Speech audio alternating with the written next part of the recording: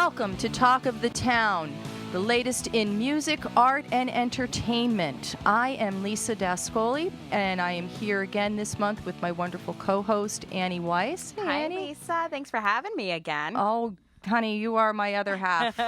And I'm very excited because this is our Christmas show. I am so excited. And we did a theme thing. Yes. We have the author of A Christmas Story, behind the scenes of a holiday classic, Caseen Gaines, who also is a friend of mine, so we're going to talk to him in a moment.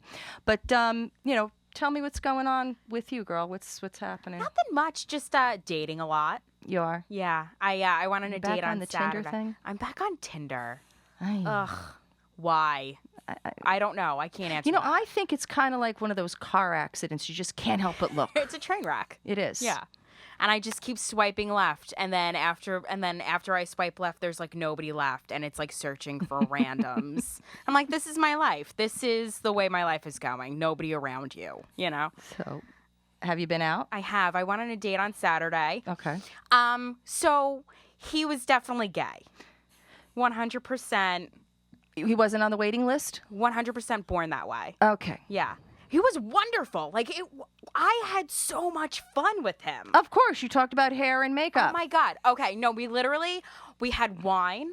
We people watched. There was a wedding party there in like the bar that we met. And we talked about like the drunk bride. She kept breaking things. It was fantastic. I was like, wow, I feel really good about myself.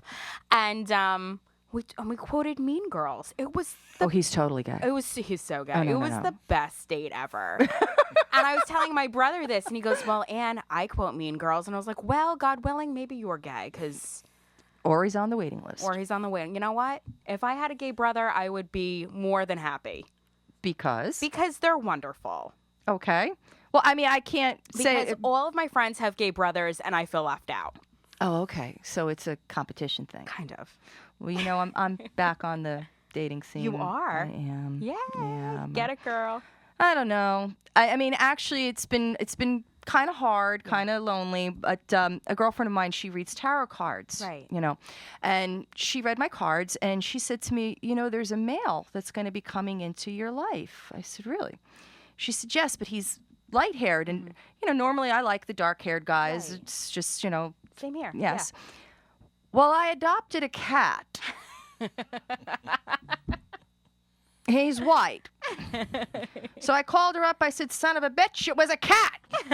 She said, I didn't say it had 2 legs. Now, I thought about this, and I thought, well, the cat can't talk, so it can't lie to me. Right. It's not going to use me for money or sex. And I had his balls cut off, so he can't cheat on me. So this may not be a bad thing. Or you can just date gay men like I do. Yes, there's that. There's that. The cat will not tell me if my hair looks good or not. So Right, that's... So, all right. And what are you doing for the holidays, honey? Okay, so I'm half Jewish and half Catholic, so it gets confusing. It's like, what are we doing this year? So we try to light the menorah as best we can. I don't know the prayers, but I'm like, thanks for light, God. Candles be well. And then we do the Christmas tree with my mom. Okay. And everybody's like, oh my God, Christmas and Hanukkah, you must have gotten so many presents. Nope, not us. Not me and my 3 siblings. You know what we got from our only Jewish grandmother? We got coupons. Well, what were they coupons to? Anything good? Like Dress Barn. Like nothing. All right. Nobody needs bedazzling on their butt. You know what I mean? No. That's all they have a Dress Barn. Like, my butt's big enough. I don't need more to attention. advertise it. Right. I hear you. So I'm thinking we should get to our guest. I would love to. All right. Well, Caseen Gaines is not only a teacher, director, he is a pop culture historian, and he is here tonight to talk about 2 books that he has written. Inside Pee Wee's Playhouse, which is the untold, unauthorized, and unpredictable story of a pop phenomenon. Do you remember Pee Wee's Playhouse, Annie? I do. And You the do? chair was my favorite character. The chair that's walked. Yes. Remember that? Yes. Okay. That's from what I can remember. and A Christmas Story, as we said before. And that was sort of my intention because, we're doing the Yes. Christmas and holiday thing. So without further ado, Case. Hey, how are you guys? Very good. Thank you so much for coming with us, being with us this evening. I've been trying to get you on this show for months, but you are a Yes. busy man. But it works now because it's Christmas time. Yes, so see, everything happens for a reason. Just like the cat and the Tinder. Everything Exactly. everything comes together. For a reason. Now, how did you start out? I've always loved pop culture books. I remember, this is probably really nerdy and lame, but in like 4th or 5th grade, I would walk around in elementary school with this giant book that Leonard Maltin wrote on The Little Rascals, and I would like shove it into my book bag, and it was mangled. And this book on the Twilight Zone that a guy named Mark Scott Zachary wrote, and just read about all these behind the scenes stories of these shows and movies that I loved, because I guess that was an age before DVD and special features, and now it's so easy to know how they do everything. Right. But do you notice that people are so fascinated with the behind-the-scenes stories Yeah. and tidbits, and that obviously attracted you as well, was all of that information. Yeah, I mean, I don't totally know why even. I guess there's some people that resist like the behind the scenes, like they want to just watch the entertainment and not know how the magician did their tricks. But I always was interested in that. I mean, like you mentioned, I direct too, and I wonder if that's, as I'm speaking this out, I'm thinking maybe that's all related. But yeah, so I went to Rutgers in New Jersey, and What did you study in Rutgers? I triple majored like a freak. Like I would never, I swear, I would never advocate for anyone to do that because it was just bizarre. But it was English, and I teach English. Yes. English, American Studies, which is like history and sociology mixed together, Right. and journalism and media studies. Okay. So a lot of writing really is what that amounts to. But I have to say, just as a side note, that when this gentleman posts things on Facebook, it is some of the best moments of my day. I have stopped with, because I also work in a school as part of my day job, and I have shown other teachers some of your postings because they're just hilarious. You You're a can't wonderful make up. No, you can't. It's Cannot make up this stuff. Cannot write it. It's Facebook is like my third job. I don't even know what third or fourth. It's like I'm addicted to Facebook. I do too. I get the Yes, shakes but if I the don't way go on. the little tidbits that he throws out there, some of the anecdotes about your class and your students, and they're just hilarious. It's so funny to read. What these kids come up with is like wonderful. Yeah. Yeah. And I can only imagine. It's really I love my kitties. No, I really do. It's that is the most rewarding thing that I do. Really. It's just I love sharing inspiring. I don't know how to say it in a way that doesn't sound like No, weird. but I'm going to tell you something that you don't know. Okay. I work in Hackensack over the summer, and just because 6 degrees of separation, one of my coworkers actually was a student of yours, and I mentioned your name in passing because we were talking about theater and whatnot. And he goes, "Mr. Gaines? Mr. Gaines is a rock star." That's an honest to God story. Oh, you didn't know God, that. thank and I you. said, "Yes, he is." Oh wow! It's funny because I really have no awareness of how those kids see me. I really don't. I just go in every day and try really hard to fight the good fight in that classroom. Especially, education is such a crazy situation right now, especially in New Jersey. But that's another story. Yes, but you know what? You make the best of it. You make it still worthwhile. And I think that's important to say because so many teachers are getting just jaded towards education, and you keep it alive and you keep it worthwhile for the students. But the most important thing is the 40 minutes I have with those kids in the classroom. You know what I mean? And with all of the, teacher bashing or whatever happens, nationally or on the state level, it's really important for me to keep my classroom environment positive and educational and focus on the things that matter. Do you ever talk to them about any of the pop culture stuff, or do you have to stick to a I know there's the curriculum has to be stuck to. A little bit. I mean, I being an English teacher, I have the liberty to bring in lots of references. So like when I talk about dramatic irony, I will reference like the shower scene in Psycho, and you see the shadow. Do they get that? I think they do. Okay. I mean, if anything, I think they appreciate the attempt, to sort of to not make it just about. A bunch of my students right now are reading A Tale of Two Cities, and they hate it. They're just having a really difficult time with it. But I think they enjoy, an opportunity to sort of access things that we're talking about, literary terms and things, through more contemporary references. Not that Psycho's, I guess in comparison to A Tale of Two Cities, Psycho is but you certainly the bee's knees. You can make it relevant to them, and that's a gift, because that's what it's all about, is making that sort of material relevant to a 15, 16, 17-year-old. And that's what they hire us to do, in my opinion. Otherwise, they should just replace us all with online learning and robots or something like that.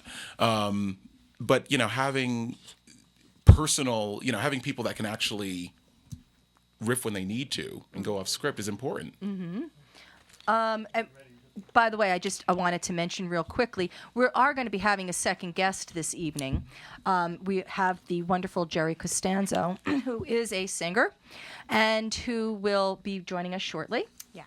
And, Annie, before we go, you have a wonderful live appearance coming up this week. Yes, this Friday, December 12th at 7 o'clock, I'll be playing the Metropolitan Room on West 22nd in New York, and I'm very excited about it. It's going to be a great experience with Donna Loesch, and I'm headlining, so it's going to be great. Excellent. That is so wonderful to know. You are listening to broadbandboxoffice.com. This is Talk of the Town. We broadcast the second Tuesday of every month. So just as a little commercial, our guest next month on January 13th is going to be Gregory Kay from Orange is the New Black. And what's the role he plays again, Annie? He plays Red's husband. So if you watch the show, you'll understand. Red's husband. Okay. Yeah. Now, back to Case. You also direct theater. Yes. And you have a company that you work with. Hackensack Theater Company. Did you start that company with? Yeah, with Felicia Benson Craft. We co-founded it. We were doing theater since 2003, and then we officially started Hackensack Theater Company in 2005. So it's we're approaching our 10-year anniversary. Our a tinfoil anniversary. I don't know what 10 years is. It's probably some sort of medal, I'm sure. I don't know what it is. Very good. And what are some of the productions that you have done? We've done amazing productions of Cabaret and Dreamgirls and Rocky Horror and Little Shop of Horrors. Rocky Horror, which Now, everyone loves. Yes, they do. As a matter of fact, are you not doing that again this coming season? Yes, we're doing, this coming season, we're doing the 25th annual Putnam County Spelling Bee, and we're doing Rocky Horror in October of 2015, which is amazing that to have your life planned already to October 2015. And I know to many of our listeners and to most people that you speak to, that sounds like, it's like, what are you talking? It's a year away. But productions need to be planned that far in advance. Yeah. So you've got everything underway already. Mm-hmm. And okay, so in addition to Rocky Horror and Cabaret, which I know, by the way, I believe was a sold out. Yes, show. Cabaret was probably among the biggest things that we've done. And it was great, and it was filthy and PG-13 and maybe even higher than 13. It was a really great production though. Now let me ask you, what brought you to directing? Well, it's funny when I guess my freshman year in college, I had this realization that like I did all the school plays when I was in high school, and where did you grow up? I grew up in Hackensack, New Jersey, so nearby. Well, I guess we're broadcasting everywhere, right? Nearby where we are right this second. Well, yes, our studio is located in Nutley, New Jersey, but because of the beauty of the internet, we can be heard anywhere, at any time, and everywhere. Everywhere. So you did tell people to listen tonight, right? I did. And Okay. I hope everyone on Facebook is listening. Okay, I do too. Any shout outs to anybody in particular? Yeah, I said that I would. Let me take a look. Deborah. Deborah's listening. Deborah. Hi, Deborah. Deborah who? Deborah, I'm looking it up. Cole Dietz. Deborah Cole Dietz. Oh, thank you so much. And she's commenting too. And I am teaching A Tale of Two Cities. Thank you so much for listening. I appreciate it. I appreciate it too. So, So then what brought you to this book? oh yes. So A Christmas Story. So I guess the first book was Pee Wee, right? And All right, we'll start with Pee Wee. I loved Pee Wee Herman growing up. I loved the show. I mean, I'm of that age. Literally, one of my earliest memories in life is watching Pee Wee's Playhouse. I just thought it was so creative and subversive and colorful, and I don't even know if I had these thoughts like as a child, if I realized it, but I think growing up I can see in a lot of ways how it informed my sense of being, and so how they came to be is I reached out to some of the cast members just via Facebook. Like, as silly as that sounds, I just messaged some people, and they started sharing stories about working on the show. And as I spoke to more and more people, one of my coworkers suggested to me, why not turn it into a book, which seemed like a crazy idea, but I said, I'll try it.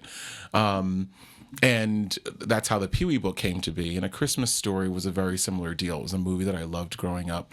And A Christmas Story, since it is the Christmas season, is just such a relatable story. None of us grew up in the 1940s, but everyone can relate to this idea of wanting something very badly and not getting it, which is childhood all wrapped up. I think, I mean, this is my opinion, but what attracts me to it, and I think so many others, is the, yes, relatability is the word, but we've all heard, you can't have this because, and that, we've all had those situations. Every child has heard that verbiage from their parents. That's all being a child is. Being a child is just trying to trick someone into saying yes. It's, can I go to the mall? No. Can I stay up late? No. Can I eat ice cream for breakfast? No. That's all, or at least my childhood. That's all it was. I have milk that's frozen? Exactly. And that's it. But in this movie, I think really gets at that that idea. Point. Yeah, that Yes. point. And plus, the characters are so they're all humorous, but they're human as well, and we can recognize ourselves in every single one of them. Yes, an imperfect family, Exactly. that we all come from. That we all come from. So where can we get these books? Oh, you can get them anywhere and everywhere. They're available on Amazon and in Barnes and Noble. They should be, at least A Christmas Story should be this time of year. You can get them if you want a signed one, if that's your thing. You can go to my website, which is CASEENGAINS.com, CASEENGAINS.com. And wherever books are sold, literally. I mean, that's one of those cliche things to say, but you should be able to walk into a store. You actually have done a couple signings. When is your next book signing? My next one, I am on Saturday. I'm going to Mystic, Connecticut, at Bank Square Books. That's from 10:30 to noon 30, just to be clear, on Saturday. And then after that, on December 18th, I'm at the Morristown Library talking A Christmas Story in New Jersey, and that's at 7. And then after that, December 20th, I'm in Bensalem, Pennsylvania at the Barnes & Noble at the Neshiminy Mall. Since I know that we're broadcasting everywhere, so who knows, maybe someone is near one of those spots. That's, and I'm going to have you repeat those dates again in a few minutes, just because I want to make sure everybody gets them. This way, if there's a signing that is near them, that they're going to have that opportunity. What a nice Christmas gift this would be. Yes. Oh yes, for the entire family. Yes. Everyone needs one. You know No, what? I'm being serious. I'm just, it's obviously a Christmas, but it's signed as well. And that's such a treasure to have a signed book. I think so anyway. I think it's a great idea. No, I agree. I love getting books. I geek out about that sort of thing. I think it's exciting. I love that stuff. I really do. And I'll probably come see you in Morristown. Yay, Yeah. please do. 7:00 in Morristown. 7:00 in Morristown, the public library, and they're the people that arranged that are big fans of Gene Shepard, who is the person who wrote A Christmas Story and does the narration. So I'm really excited. That's one of those. It's a book talk. It's not just a signing. So I have to come up with a spiel. So I've got about a week to. Well, now you come can with a brag that you've presentation. been on a podcast. Yes, as well. absolutely. I will mention. I will ask. Is anyone here? Because they heard it on the Talk of the Town. That would be so nice. Thank you. Now, can you stick around for a little while? Yeah, Because I would absolutely. love to introduce our next guest. I think a nice way to introduce him would be to let the audience hear a selection of his first. Yes. Okay, I agree. so you are listening to broadbandboxoffice.com. This is Talk of the Town. And our first selection is Don't Dare Go Away Mad.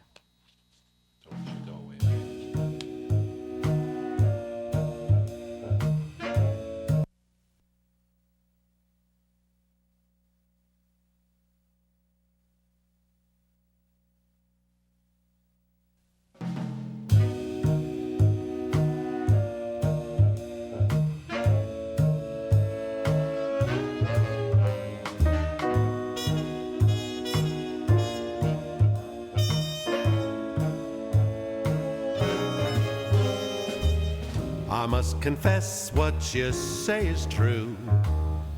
I had a rendezvous with somebody new. That's the only one I ever had. Baby, baby, don't you go away mad. Cheating shows and it never goes. You got a reason to be mad, I suppose, but she only was a passing fad. Baby, baby, don't you go away mad. Her kind's a dime a dozen. That's not the kind I want. Who'd ever dream your cousin would wander into that restaurant? Oh, must admit what you say is true. I had a rendezvous with somebody new. That is the only one I ever had. Baby, baby, don't you go away mad.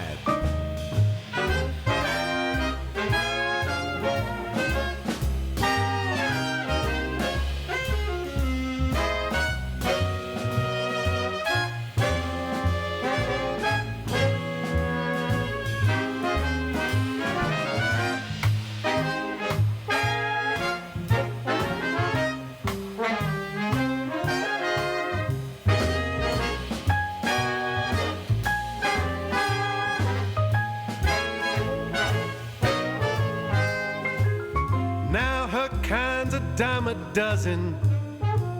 I should have passed her by. Who'd ever dream your cousin would come along and give us the high? Uh-oh. Must admit what you say is true. I had a rendezvous with somebody new. That is the only one I ever had. Now baby, baby, don't you go away mad. Must confess what you say is true. I had a rendezvous with somebody new. That's the only one I ever had. Now baby, baby, don't you go away mad. Come over here, give me a smile. Baby, baby, don't you go away mad. You know I love you. She meant nothing to me. Baby, baby, don't you go away mad. She's an old friend from college. It wasn't a date. Baby, baby, please don't go away mad. Come on. I was thinking of you the whole time. I swear. don't you go away mad. Yeah, 10 out. Okay. That was wonderful. Okay. In another time and place, Jerry Costanza wouldn't be interpreting the Great American Songbook. It would be likely that he'd be conceiving it. Raised in a musical family, Costanzo's musical stencil was etched with the likes of Frank Sinatra, Perry Como, Count Basie, Mel Torme, Jerry Vale, and Nat King Cole. Quite honorable and Quite the list. Yes, masterful musicians. He was playing saxophone by third grade and developed chops as a performer by studying acting at New York's HB Studios. I studied there as well. Oh, no way. Yes, I did. And he also did a stint as a personal aide and chauffeur for Al Pacino. That's pretty cool. That's pretty cool. Yeah. And Sounds cool. well, we're going to make you answer some questions about that. So, ladies and gentlemen, the wonderful Jerry Costanzo. And Welcome. thank you so much Glad for being to with be us. here. So, you have a musical family, Yes. and what does that mean? That means that there was music and instruments and learning instruments in my house growing up.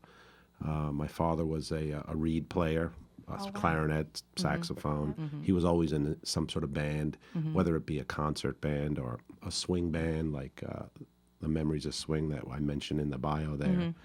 And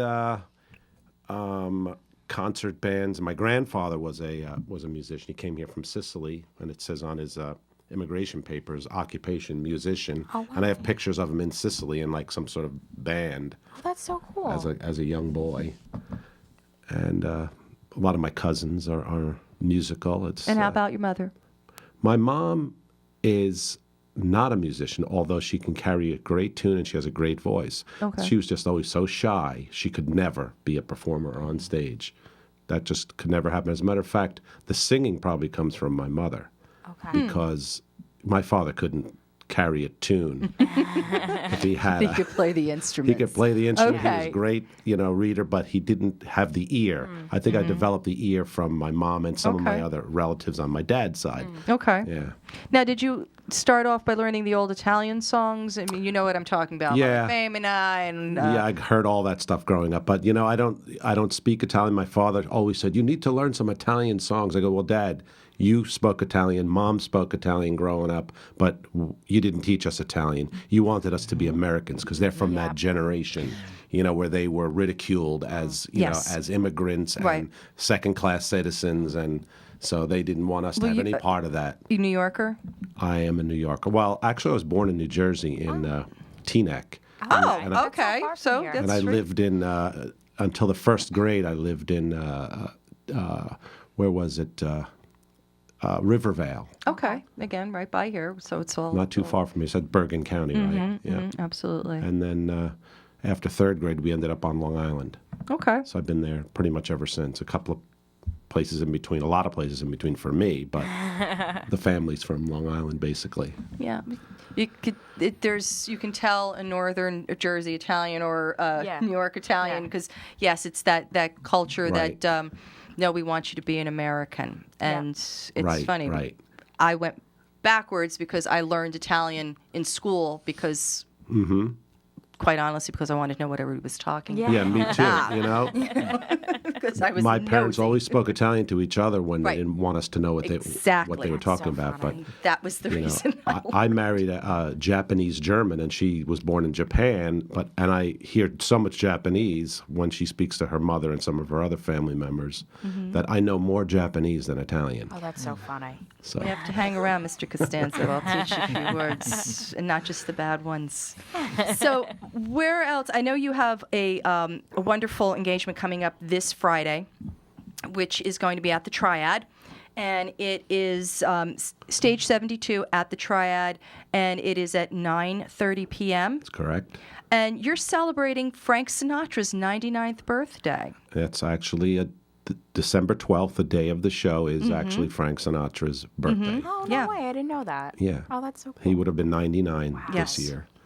Yes. But So I call the show Sinatra Inspired because although I learned so many of the American Songbook from listening to a lot of Frank Sinatra and Nat King Cole and all the other great male vocalists, I never wanted to be labeled as a Sinatra impersonator. Right. You know, because there's so many of those guys out there that Yes. you know They're like Elvis they work at the post office on the during the week, and then they put on the hat and hold the whiskey glass and the cigarette on the Right. weekend. I never wanted to be. I want to be Jerry Costanzo, an interpreter of the American Songbook, who had a lot of inspiration from guys like Frank Sinatra and Nat King Cole and Mel Torme and Joe Williams and all these great now, singers. why these gentlemen? I mean, I'm obviously they're masters, but what attracted you to them?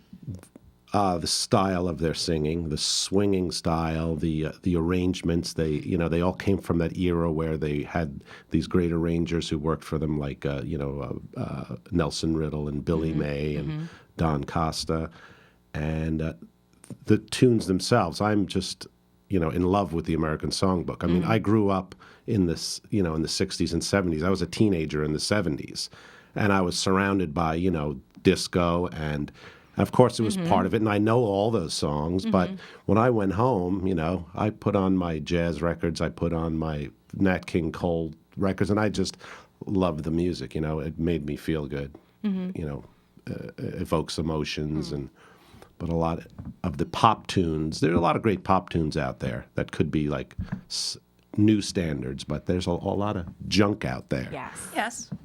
Well, it's to me once you've heard this kind of music and the just the arrangements and the beauty of it and the intricate sounds that are the way they fall together. Right. It's kind of hard to top that. Right, and I'm also in love with the musicians, the real instruments, like what you just heard. Yes. Was a 9-piece band with 3 saxophones and a great arrangement of a standard called "Don't You Go Away Mad," and I just think. That's the thing for me. And I can sing that stuff. It just comes naturally to me. And I can remember all the lyrics.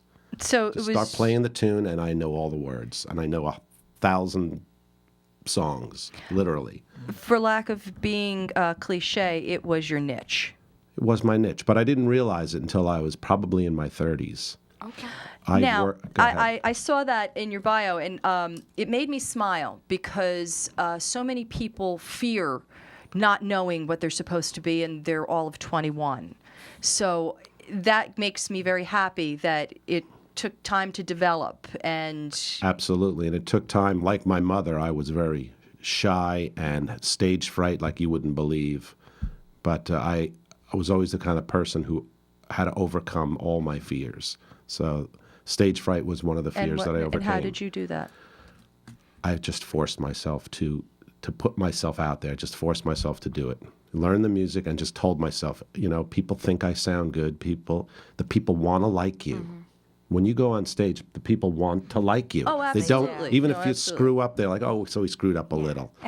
They want to like you. Yeah. I mean, if I can drag Case into there, as a director, don't you, when any performer gets up to audition, you want them to succeed. Nobody wants them to. Absolutely. And that's it's funny because, again, at the high school level, that's one of the things that I have to remind the kids all the time, is that we want you to do your best. We want to cast a fantastic show. We want the show to be fantastic.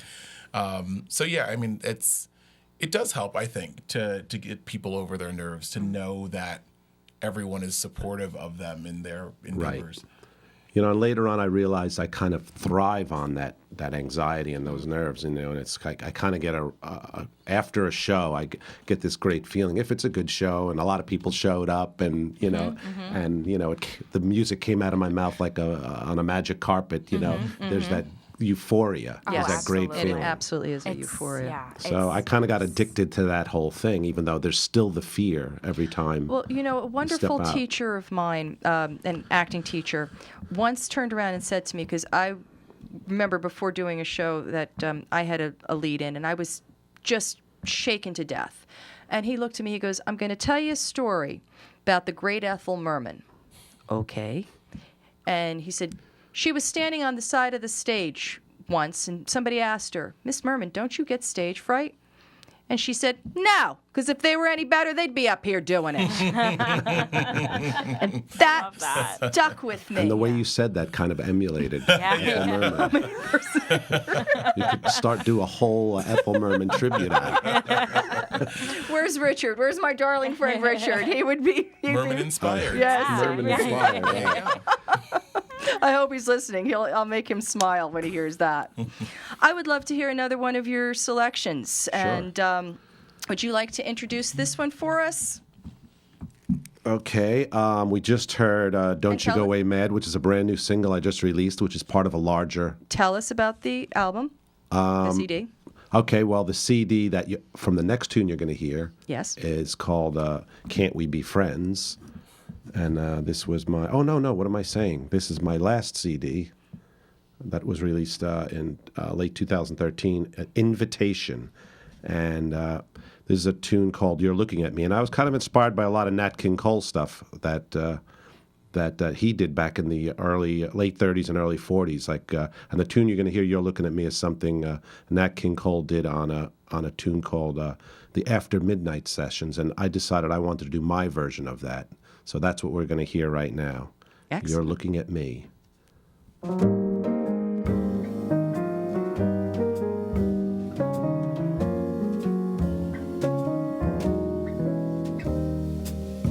Who had the girls turning handsprings? Crazy to love him, claimed he. Who could so misunderstand things? You're looking at me. Who was so sure of his conquest? Sure as a human could be. Who wound up losing the contest? You're looking at me. You're looking at me. Where is that boy who was certain his charms couldn't fail? Where is that boy who believed every word of this ridiculous tale? Who was so childishly flattered, thought he'd swept her off her feet? Who woke to find his dreams shattered? Might I repeat for you? Needn't strain your eyes to see what I want you to see. That's right. You're looking at me.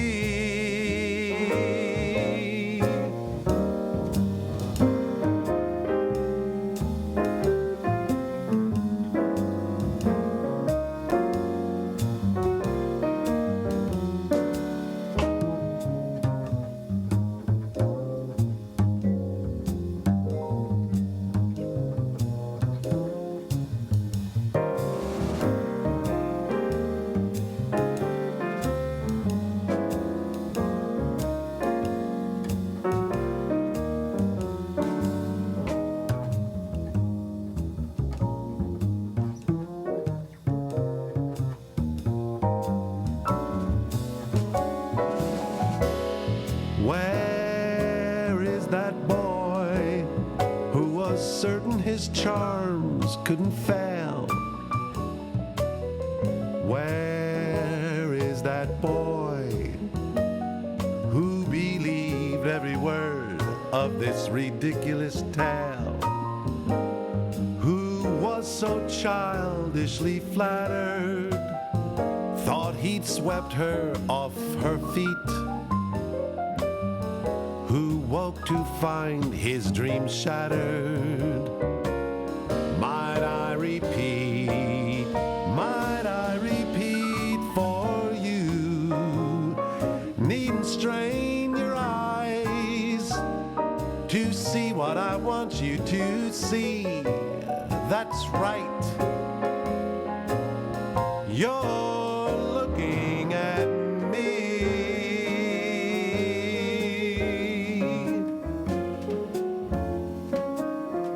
you're looking at me.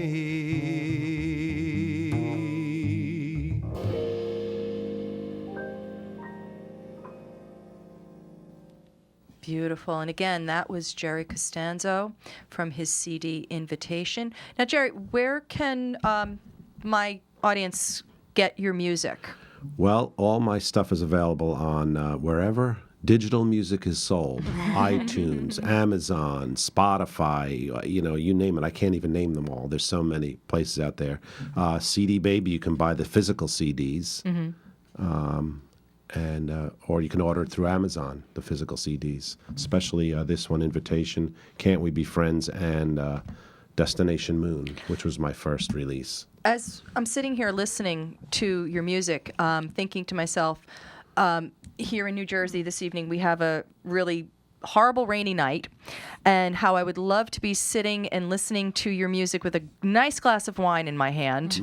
And I mean, doesn't that just sound... That sounds wonderful. That's the perfect way to Yeah. spend an evening. Is Absolutely. To just, If a lot of people did that, I wouldn't have to do gigs anymore. Just buy the music, and I'll live off of that. I will say, the holiday season is coming, and that's a beautiful gift to receive for anybody. I mean, that kind of music is classic, and it's ageless, and It's timeless. And it's timeless. And Well, all one would have to do is Google my name or just put the word Jerry Costanzo in CD Baby or iTunes, and all my stuff will pop up. Perfect. I Googled myself Okay. one time, and I came up on like 10 pages, so That's well, awesome. this is pretty good to crazy. know. So. I think that is good to know. Now, did you always know you wanted to be a singer, or I knew I wanted to be something. I tried the whole acting thing, and growing up, my parents would be like, "Oh, get a real job, take the civil service exam, you'll never have anything to worry about." But so there was kind of crushing this, this desire that was in me that I didn't even know what it was. And I used to have dreams as a kid that I was on stage, and and so it kind of manifested itself. And I worked for many years as a lineman, climbing telephone poles, building communication systems. And one time I was up on a telephone pole, and I had the radio on the truck down below me, playing my favorite standards. Some might have even been here in New Jersey somewhere, but I was singing up on the telephone pole, and there was a second floor window at eye level, and a lady opens up the window and goes, "Hey, you missed your calling." now that's nice. And I didn't even know she was listening to me. So, so one day I literally went home. This was my own company. It was a corporation. I had these trucks. We did all this subcontracting all over, building these cable systems. And one day I just went home and never went back to work. I just decided, this is it. I'm 35 years old. I'm just going to do this now, so I can always say, I followed my dream. Right. And I did. It worked. And what's the saying? Be careful what you wish for, because it really snowballed. And I do this full time now. A lot of private events, fundraisers, corporate functions. I'm asked to sing at weddings all the time. A lot of the Sinatra shtick. And again, you'll be at the Triad on That's right. Friday. Now, for tickets and information, I just want to put this out there. Call 1-800-838-3006 or visit Jerry Costanzo Brown Paper Bag Tickets. or just go to my website. Or go and, to- the link is right there, jerrycostanzo.com. Okay. And again, That's the Triad at 158 West 72nd Street. Yes, in And New I'm gonna York have City. a wonderful 9-piece orchestra with a lot of all-star players that I've come to know. I've surrounded myself with some of the best jazz musicians in town, and they all know me. Now we got to get the rest of the world to know me. Yeah, exactly. Well, and I hope that this show, in some small way, is somebody listening all of a sudden says, "Hey, that's really nice music. That's something I'd like to listen to more." And that's always my hope, is to bring this kind of culture to younger generations and let them know that there's Well, something. thank God for Michael Bublé Yes. and those guys who are Yes. keeping the American songbook in the forefront Absolutely. for the young generation. I absolutely agree with And, that. you know, I always tell people, you know, you can't afford Tony Bennett, so, you know, the next best thing. Give him a call if you, you know, when he tells you And his he's price, singing call with me back. Lady Gaga these Yes, days. and So he did there a pretty you good go. job with that, and she sounds really good too. I was very Yes. impressed. I didn't know what to expect when I heard that, and I She's really, talented. Oh yeah, Yes. Yeah. really enjoyed it. So I'm that's jealous. Me too. You'll get there, Joe. I don't know. I'm just having a good time. Well, our time is drawing short, so I wanted to take this opportunity to thank my guests. Thank you, Case. And again, Inside Pee Wee's Playhouse, the untold, unauthorized, and unpredictable story of a pop phenomenon, and a Christmas story behind the scenes of a holiday classic, available on Amazon.com. Jerry, thank you so much for the beautiful music that you brought us this evening. Again, his website is jerrycostanzo.com, That's it. and you'll get to see all the different selections of music that you can get. And Annie, as always, thank you for being my co-host. Thank you for being my friend. And I hope that all of you have a beautiful and blessed Christmas and a very wonderful New Year. We will be back on the air next year on January 13th. Gregory K. will be our next guest. So, this is Talk of the Town. I am Lisa Dascoli, and thank you, and Merry Christmas.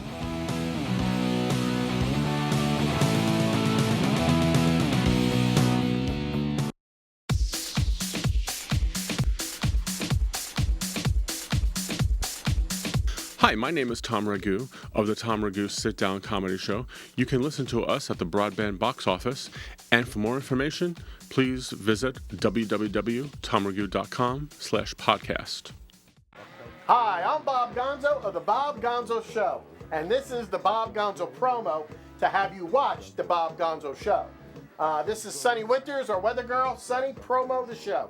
Everybody watch the Bob Gonzo Show. It's hilarious. Bob puts down his sandwiches to entertain you. We have talent, we have funniness, and the weather every single time. It's way better than looking out your front window. Duh. Duh. And Gregory, do you have anything to add? Don't remember sandwiches. but Bob Gonzo, I know him for many years. Good guy. Watch the show. Did you watch this in Russia? Yes, this show broadcasted in Russian language. Yes. Wow. Back in Russia. Right. That's the UK, right? Putin himself watching before he goes to bed.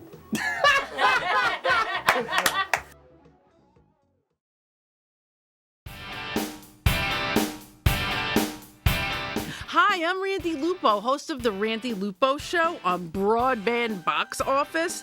Wait, is that a tongue twister or an alliteration? Come meet my favorite people, comedians, actors, writers, spiritual people, and everyone in between. I'm looking forward to seeing you.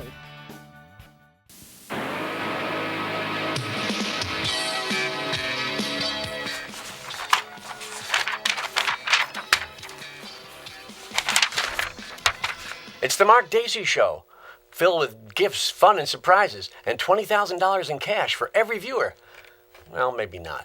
But we do talk about stuff and things that you might want to think about after, before, and during the show. It's engaging, at least. So come by, won't you? We're here at Facebook, on iTunes. We broadcast from VK Media right here on the East Coast, and we're part of broadbandboxoffice.com. Check us out, come by, like us, do what you can, spend some time, take some time off, sit down, have a viewing. It's happening, it's now, it's controversial, or maybe not. But we could use a couple of more viewers, maybe starting with you. Won't you?